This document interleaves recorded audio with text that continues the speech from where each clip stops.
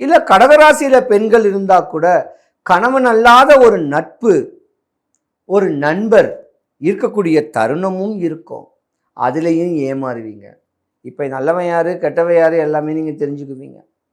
அதனால் தெளிவான அமைப்பில் இனிமே இருக்கணும். எங்கேயும் ஏமாறாதீங்க. காசு பணத்தை யாருக்கும் ஜாமீன் கொடுக்காதீங்க.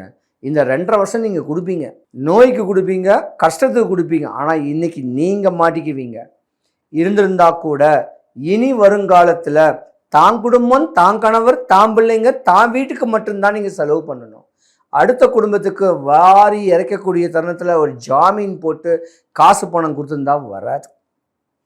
அதுக்கு நீங்கள் கஷ்டப்படணும். ரொம்ப கவனமாக இருக்கணும்.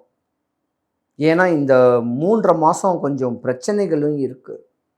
ராசிக்கு 8ஆம் இடத்துல கும்பராசியில் ராகு பகவான் இருக்கிறனால பெரிய ஏமாற்றத்தை நீங்கள் தாங்க மாட்டீங்க. உங்கள் உடம்பை நீங்கள் பார்க்கணும், உங்கள் ஆரோக்கியத்தை பார்க்கணும்.